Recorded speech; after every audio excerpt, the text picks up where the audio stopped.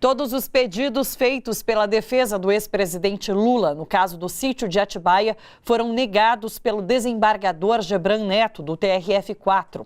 Os advogados pediam a anulação da sentença em primeira instância por considerar que, além de não haver provas materiais contra Lula, Sérgio Moro, então juiz da Lava Jato, conduziu o processo com interesses políticos.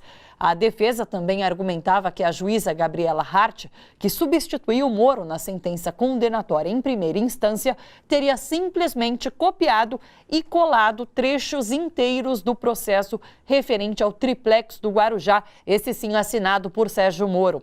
A defesa apresentou até uma perícia comprovando o plágio processual, mas este recurso também foi negado. Em quase 2 horas de voto, Gebran também negou o pedido para que mensagens trocadas entre procuradores da Lava Jato e obtidas pelo site Intercept Brasil fossem anexadas ao processo, porque, segundo o desembargador, olha só, abre aspas, todo aquele material, é sabido até pelas pedras, foi objeto de interceptações ilícitas. Essa sessão de julgamento voltou agora às 2 horas da tarde, a gente estava acompanhando as imagens ao vivo. O governo da Hungria quer ajuda financeira do Brasil para manter comunidades cristãs no Oriente Médio. A informação é do jornalista Jamil Chad, do site UOL. De acordo com Jamil, o governo húngaro, que é de extrema-direita, já enviou um projeto ao chanceler Ernesto Araújo. O Itamaraty confirmou que existe uma conversa sobre o tema entre os dois governos.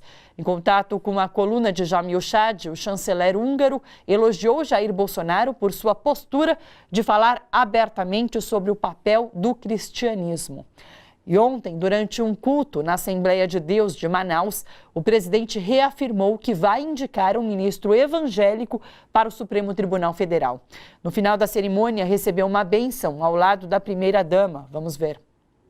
Eu tenho 2 vagas para o Supremo Tribunal Federal. Uma será de um evangélico.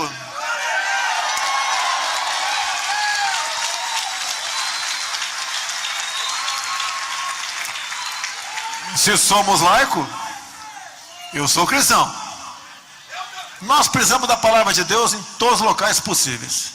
Agora, vamos orar. Estenda a mão em direção ao presidente, ao país. É inédito no Brasil o que nós estamos vendo acontecer. É inédito. Quem comenta as notícias com a gente é o Leandro Fortes. Oi, Leandro, tudo bom? Oi, Thalita, como vai?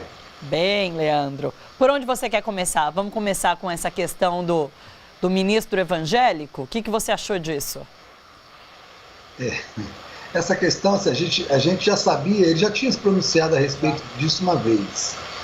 Mas é sempre muito impactante, né, Thalita? A gente vê um presidente da República num culto religioso fazendo proselitismo, oferecendo uma vaga do Supremo Tribunal Federal, da Suprema Corte, a um evangélico, como se isso fosse um critério, né? Eu vou dar uma vaga da Suprema Corte para um evangélico, tem que dar para um jurista, tem que escolher dentro de critérios de conhecimento jurídico, conhecimento humano, de filosofia, de ciências, não de religião, né?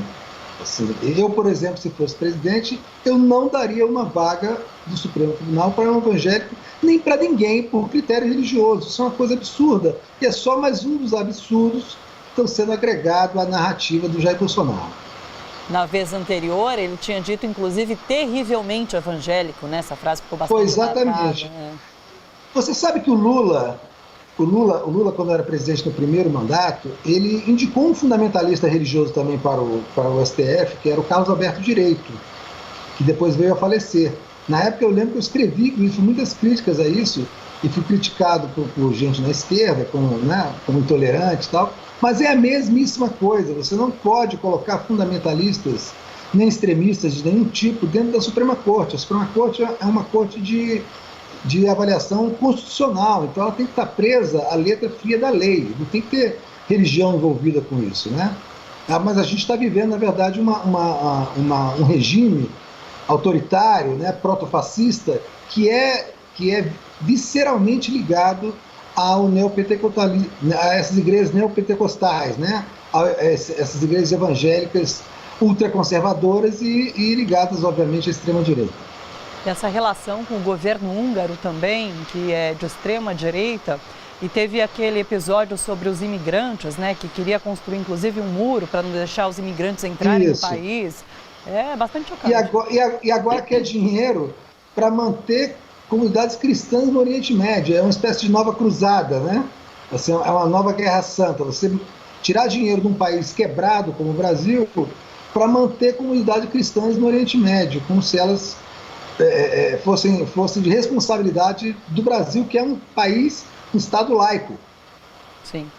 Agora, sobre essa questão do julgamento no TRF4, esse voto do desembargador Gebran Neto, dois pontos me saltaram. Essa primeira questão, em que ele fala sobre o material do Intercept Brasil, que ele fala que isso foi obtido de forma ilícita e, portanto, ele descarta de cara esse material. E o segundo ponto é que agora, na volta, às 2h da tarde desse julgamento, ele entrou na questão, ele entrou no mérito da questão no julgamento sobre o sítio. E ele fala que não importa de quem é a posse do sítio, o que importa é que Lula usava o sítio. Isso, para mim, não faz nenhum sentido. E olha que eu não sou jurista. Thalita, você sabe que o TRF4, na verdade, é o PSL4, né? Assim, a vinculação desse tribunal, esse tribunal não tem nenhuma moral para julgar nada. Ele já se provou um tribunal parcial, um tribunal de exceção, vinculado politicamente ao bolsonarismo e principalmente ao ex-juiz Sérgio Moro, né? Eles não têm nenhuma isenção para julgar nem Lula nem ninguém, porque eles já se mostraram absolutamente parciais. Essa avaliação sobre